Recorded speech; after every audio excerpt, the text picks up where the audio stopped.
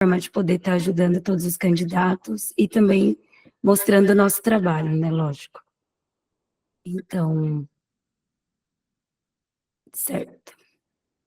Vitor, quando você falar, a gente pode começar a estação. Doutora, Oi. para quem ainda não conhece a questão do cronômetro, você quer mostrar aí, Vitor, como que muda?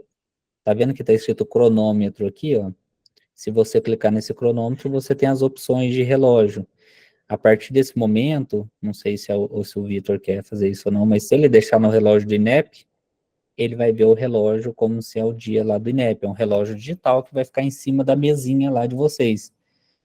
Ou seja, você já não tem noção se está chegando nos 5, nos 6 minutos. Não, chegou na mesa, chegou dentro da estação, vocês vão lá, se apresenta para a câmera, dá uma olhada no relógio e fala, ó, marca esse horário na cabeça de vocês e começa a estação. A cada tempinho, bate o olho no relógio, vê se tá mais ou menos ali nos 10 minutos. A gente não tem essa noção de segundos, essas coisas tão precisas no INEP. Beleza. Vitor, vamos colocar já o relógio do INEP. Vocês estão me ouvindo? Sim, Então, foi aqui, ó, o relógio de NEP, é isso? isso. Beleza. Bom. Quando você Tô pronto. falar, Tô na pode? prova. Então tá bom. Vamos iniciar. Boa sorte. Obrigado. Vitor Soares Betero Monteiro Lobato, candidato à validação. Local de atuação, unidade de atenção primária, descrição do caso. Você se encontra em uma unidade básica de saúde e irá atender um lactente de 5 meses, trazido para a consulta pelo pai. Nos próximos 10 minutos, anamnese, exame físico, pós-diagnóstica, exames complementares, fonoterapêutica, dúvidas, orientações e diagnósticos diferenciais. Atenção, considerar a sequência descrita. Beleza. Boa tarde, boa noite, meu nome é Vitor, sou médico para realizar esse atendimento. Qual que é o nome, idade, profissão e estado civil do senhor e o nome e idade do seu filho, por favor? Olá, doutor. Meu nome é Silvia, eu tenho 32 anos, sou advogado e esse daqui é meu filho Enzo, 5 meses. Silvio, como é que a gente pode ajudar o Enzo hoje? Eu trouxe o Enzo para consulta de rotina, doutor. Ah, tá. E quantos meses que ele tem? O Enzo tem 5 meses. Tá, tem a ficha do paciente dele, que foi feita ali na frente, e tem a carteirinha de vacina, carteirinha de criança, carteirinha da criança dele? Sim, a caderneta de vacina eu trouxe Uhum. e a caderneta de saúde também. Ah, tá. Beleza. 5 meses, peso de 6,5 kg, comprimento de 68. Tá, caderneta de saúde. Tá, beleza.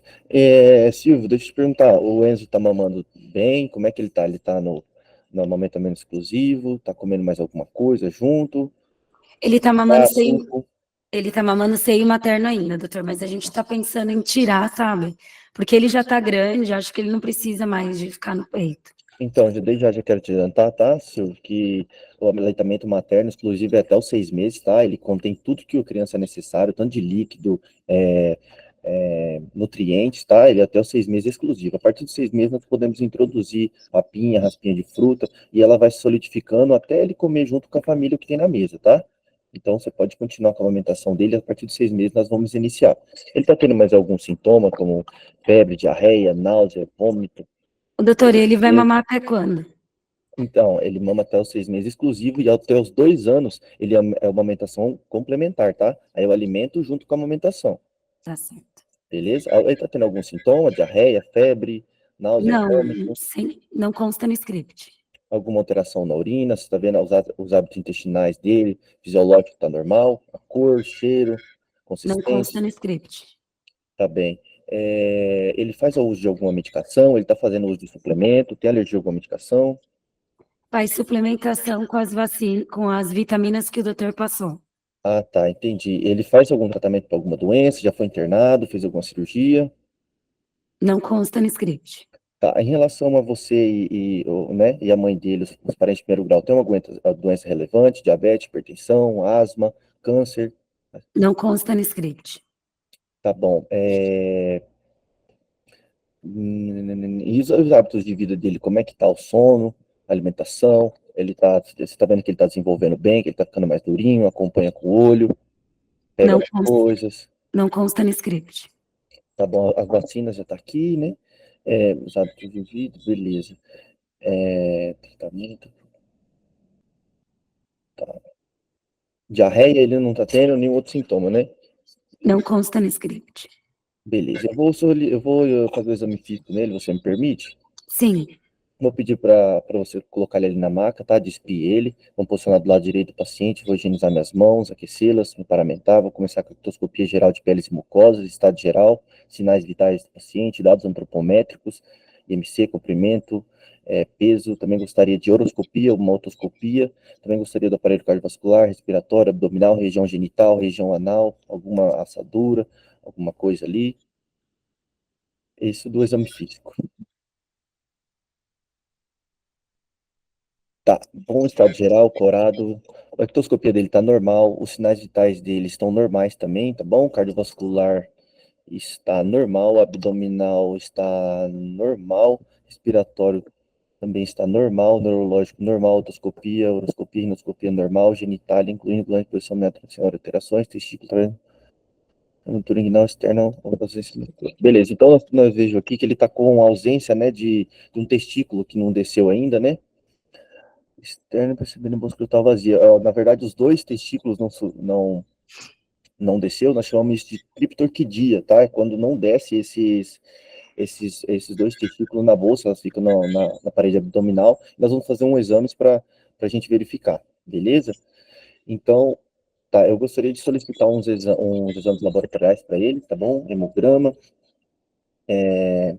ureia, creatinina, glicemia. Também gostaria de um ultrassom da barriga dele, do abdômen dele, né, para ver onde estão esses testículos. E isso. considere solicitado, senhor. Tem o resultado do ultrassom? Não. Não consta. Tá, beleza. Então, como é que é o nome do senhor? Silvio, né? Isso. Seu Silvio, é o seguinte, então, até os 6 meses, nós esperamos descer os testículos até a bolsa escrotal. Só que como ele está com a ausência das duas, nós vamos ter que fazer uma cirurgiazinha para colocar esses testículos na cavidade abdominal, tá bom? Porque eles podem gerar algum dano se ficar ali na cavidade abdominal. Nós vamos ter que descer eles para a cavidade, para a bolsa escrotal. Nós vamos ter que fazer uma cirurgia que é chamada orquidopexia, não é? Orquiectomia com orquidopexia bilateral, tá? Nós vamos também abaixar esses testículos, colocar na cavidade, vamos amarrar ele no fundo do saco, do saco escrotal dele, beleza? Em relação às vacinas dele, aqui eu também gostaria dos dados antropométricos, que já tem, gostaria de plotar tudo no gráfico, tá? O peso dele está, calma aí, deixa eu ver, peso, 16.500,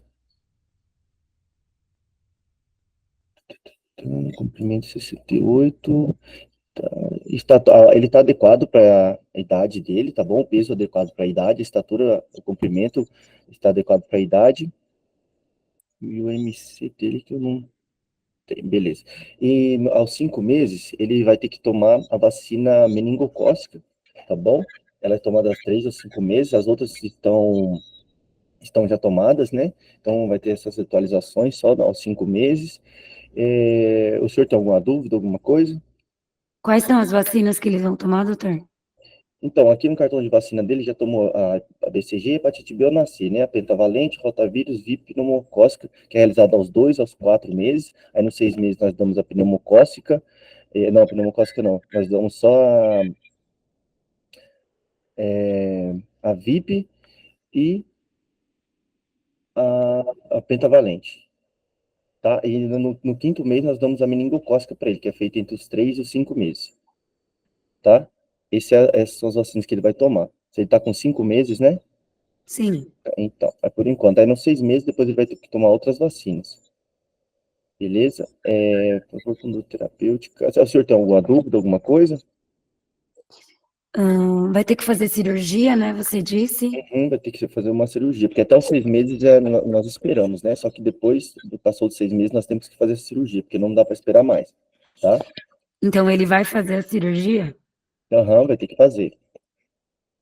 Porque se tivesse pelo menos descido uma, depois a gente podia esperar um pouquinho a outra, depois acompanhar, mas como não desceu nenhuma, a gente tem que investigar para ver se vai ter que, para ver o que está acontecendo, tá? Doutor, tem certeza que é isso? Tenho sim. É criptorquidia que chama o diagnóstico dele, tá? Mais Tá alguma dúvida? Nenhuma. Tá, então gostaria de já pedir a avaliação do cirurgião pediátrico. Nós estamos na unidade básica de saúde, então nós vamos encaminhar para ele para fazer a consulta com o cirurgião pediátrico, tá? Porque aqui na UBS nós não fazemos cirurgias, aqui é a unidade básica de saúde, então eu tenho que encaminhar ele para o hospital secundário, tá? Onde ele vai ser avaliado e vai realizar todos esses procedimentos, beleza? Como diagnóstico diferencial, nós podemos ter uma torção testicular, nós podemos ter uma orquiepididimite, podemos também ter uma ausência desses testículos, tá? Eles não podem estar em lugar nenhum.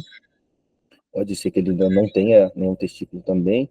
Alguma doença também, alguma síndrome genética que impede a formação dos testículos. Mais alguma dúvida, alguma coisa? Não, doutor. Exame físico, pós-diagnóstica, exames complementares, se necessário, escrevendo os achados, conduta terapêutica, orientações. Tá, então eu também já quero deixar, como ele tem 5 meses, aos 6 meses, você volta aqui na UBS para a gente continuar o atendimento longitudinal dele, tá? Para a gente avaliar as vacinas, ver a alimentação dele, que no próximo mês também a gente vai começar a introduzir a Encerrada a estação, doutor. alimentação dele. E encerro e despeço cordialmente. Certo. Vamos lá. Eu vou compartilhar a sua correção aqui. Doutora, Eu, só fazer uma pergunta para quem está participando aqui. Alguém faria algum tipo de tratamento diferente? Vocês já iniciariam a cirurgia já de uma vez, nesse caso? O Vitor falou para a gente que, como é bilateral, já ia começar a fazer o tratamento cirúrgico o paciente com 5 meses.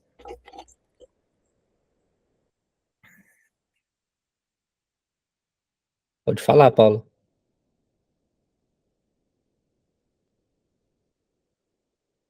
Oi, me está escutando? sim. Boa noite. Boa noite. Então, aí a depender, tem que esperar o manejo expectante até os 6 meses de idade. Daí para frente, aí sim se pensaria na opção de fazer a cirurgia, né? Quando é bilateral, tem que se fazer investigação. Quando ela é unilateral, então não se faz investigação e também não se pedem exames de imagem, porque nenhum exame vão achar a bolsa escotar, o testículo como tal. Exatamente. Perfeito. Legal, esse era um ponto que bem importante, é que você pode fazer uma ultrassonografia, você pode fazer um raio-x e não vai achar. Ou Exatamente. provavelmente não vai achar, pela questão da densidade e questão das estruturas anatômicas sobrepostas também naquela localização. Exatamente. Obrigada, viu, Paulo? Foi bem concisa. Bom, vamos lá. Foi muito bem, tá, Lucas? Muito bem. Só aqui, Lucas, assim, ele já tinha recebido a de 3 meses e a de 5. Ele já tinha recebido. Então, era, na verdade, a de 6. Você orientou. A gente vai fazer aqui a correção agora. Se identificou, interrogou sobre antecedentes gestacionais, perguntou Eu acho que eu sobre... esqueci do antecedentes gestacionais. Sério? Uhum. Então tá. Perguntou sobre a amamentação, verbalizou a importância de manter o aleitamento materno, aplicou os dados no gráfico. Agora, uma coisa, como um conselho, tá?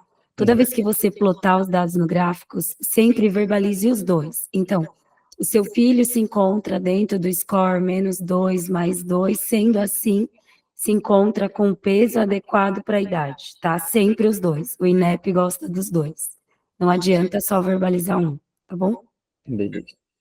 Aqui, antecedentes patológicos familiares perguntou. As próximas vacinas, você falou penta e VIP.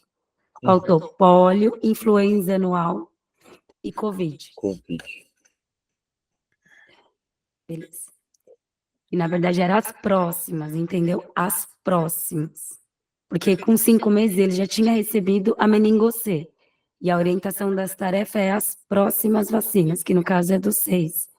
Aí, inclusive, alguns candidatos verbalizam assim, nossa, mas eu tenho que verbalizar as próximas. Sim, teve uma estação, acho que foi em 2016, se eu não me engano, que o INEP pedia para o candidato verbalizar as vacinas dos 2 meses, entendeu? Então, a gente aqui dentro do Pense, a gente vai pegando essas coisas que o INEP já colocou e coloca dentro das estações que a gente cria. Realizou o exame físico, isso é importante, sempre quando for um menino menor de 6 meses, verbalizar que durante o exame físico você vai fazer a avaliação da região escrotal, tá? Verbalizar como uma parte. E aí, vamos lá, no exame físico, falava a ausência do testículo direito.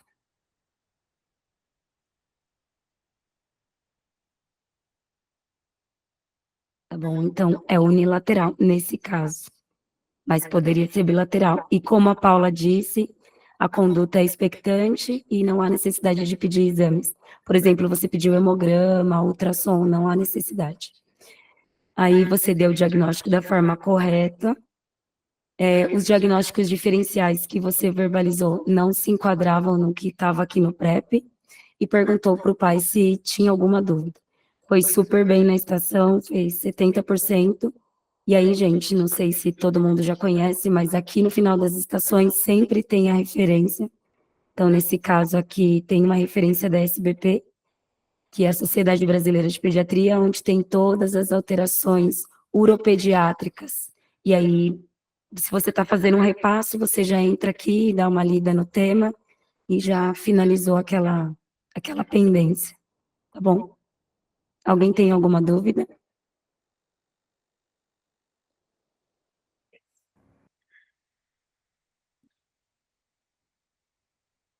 Essa questão do gráfico é bem importante. Ah, sim. Vou ver se eu consigo mostrar aqui, Dani. Aqui. Isso, sempre tiver uma curva ou qualquer tipo de exame, aí também. Então, aqui a gente tem a análise, né? Então, por exemplo, o candidato que não tem uma mentoria, aqui analisando o resultado dele, ele já sabe aonde ele está bom e aonde ele tem que melhorar. Então, seria mais aqui na conduta e finalização da estação, né? Porque o restante está sempre muito alto. Mais alguma coisa, Dani, que você ia falar? Não, eu ia falar do gráfico da criança, né? Sempre pedir a caderneta da criança, e na caderneta da criança não falar que tá, tipo, ok, ou tá tudo certo. Idade adequada, peso adequado para a idade, sempre usar, é como se fosse o resultado do exame. É como você pegar um exame de laboratório e falar, exame dentro da normalidade, ou não tem alteração. Então, nesse caso aqui, é como se fosse um resultado. Então, se você abre esse gráfico, plota os dados aqui, e você não fala onde que tá no caso aqui do Z, né, onde que tá o Z-score, provavelmente você não vai ganhar o ponto. E lembrando que no INEP também, nem sempre, que é uma coisa que aconteceu em 2022, que a criança tinha que ela tinha regurgitação fisiológica, Acho que era lactente vomitador. mas era fisiológico, né? Aham. E aí a gente fica desesperado tentando encontrar uma patologia. Nesse mesmo, a mãe só foi para tirar algumas dúvidas e fazer uma consulta de rotina. Então a gente sempre fica buscando alguma coisa patológica. E no INEP às vezes não tem. Muitas vezes no INEP 2022-2 também teve na área de medicina da família e comunidade, foi uma mãe que foi fazer uma consulta para o seu filho. E o filho nem estava presente, mas era uma consulta que não tinha nenhuma questão patológica, era só um bate-papo. Sim. Isso é importante. E, inclusive, falando também de gráfico, quando o INEP coloca dados anteriores, você tem que verbalizar como essa criança está dentro da curva. Então, você tem que falar, ele está, só um minuto, Vitor, ele está no score -2 mais 2, com peso adequado para a idade, e ele está se mantendo na curva, entendeu? Então, na mesma curva, por exemplo, está se mantendo aqui.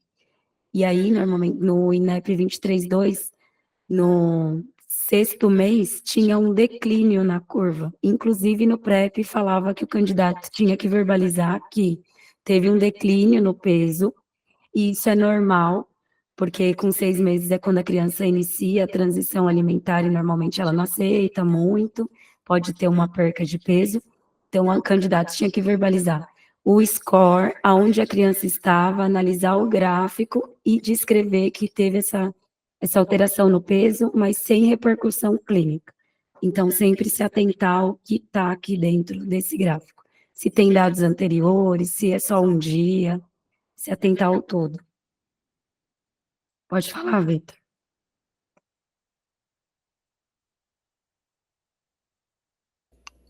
O pessoal que já fez até a prova lá, é obrigatório ler aquele começo ali? Você entra na sala, tem que ler tudo? Isso? Não, o começo lá da prova mesmo. Isso, local de atuação, descrição, tudo é obrigatório ler em voz alta? Não é que é obrigatório, mas a gente sempre orienta a ler em voz alta. Tudo, inclusive impressos, tudo. Pegou, fez a leitura, interpretou, sempre. Ah, tá, entendi. É porque quando eu leio em voz alta, eu não concentro muito bem no que eu tô lendo, porque eu fico querendo ler e não entendo, mas beleza, eu vou começar. Não, se você se sente mais seguro lendo em voz baixa, não tem problema. Mas, por exemplo, que nem um impresso. Se eu te entregar um exame, você pode até Mas ler, mas impresso, você sim. tem que Mas verbalizar. esse comecinho mesmo ali, do comando de prova, eu posso ler na minha cabeça e já sair falando, oi, boa noite, meu nome é Vitor e Sim, tal. sim. Ah, tá, beleza. Sim, Obrigado. porque isso, assim, nunca existiu no PrEP, né? Se o candidato lê em voz alta, isso nunca existiu. Mas, se você se sente mais seguro assim, não tem problema. Essa até é uma recomendação que a gente faz para quem é estrangeiro, porque quando está lendo em voz alta, um estrangeiro, ele não tem tanta velocidade quanto uma leitura mental. Então, gente que já está há bastante tempo aqui fazendo treinamento com o pessoal, quando a pessoa é estrangeira, a gente agora já está recomendando a pessoa não ler em voz alta, porque a pessoa, ela, na cabeça dela, ela consegue entender se ela lê mentalmente, só que se ela estiver lendo, falando alto, ela vai tentar se corrigir se ela falar a palavra errada. Então, ela vai ficar engasgando, você vê que a pessoa perde muito tempo tentando ler por questão da língua mesmo. Agora, se você não vai ter nenhuma orientação assim no PEP falando leu adequadamente o cenário de atuação ou verbalizou o cenário de atuação. Esse cenário de atuação e as tarefas é para você dar start, para te dar orientação como que você vai realizar a estação, ou seja, a estação não começou ainda. Ele só vai te habituar dentro de um cenário e o que você tem que fazer dentro desse cenário. A partir daí começa a sua estação. Beleza, beleza. Mais alguém tem alguma dúvida? Você, doutora, quer fazer mais um, já que foi rápido esse? Vamos? Quem vai fazer comigo mais uma citação aqui?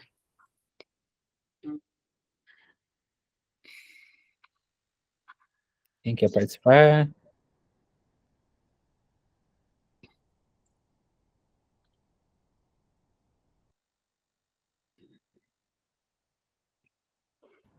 Lembrando que a gente não está aqui para avaliar, para dar nota, falar que está certo, que está errado, nada, é só encontrar alguns pontos, tentar melhorar, tentar dar alguma dica.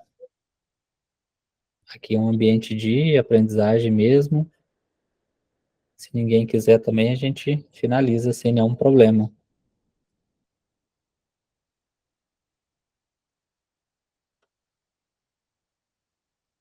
Não, sem problema também. Depois, se alguém quiser acompanhar nossas lives, igual eu falei, está lá no nosso YouTube. Deixa eu só colocar o link aqui para quem quiser depois acessar, ver os esqueletos, ver as lives mais tranquilas, que são aquelas lives iniciais, para quem está começando agora, para quem ainda não pegou o esqueleto muito bem. Então lá tem um esqueleto de cada área, tem várias lives legais. Então, aqui.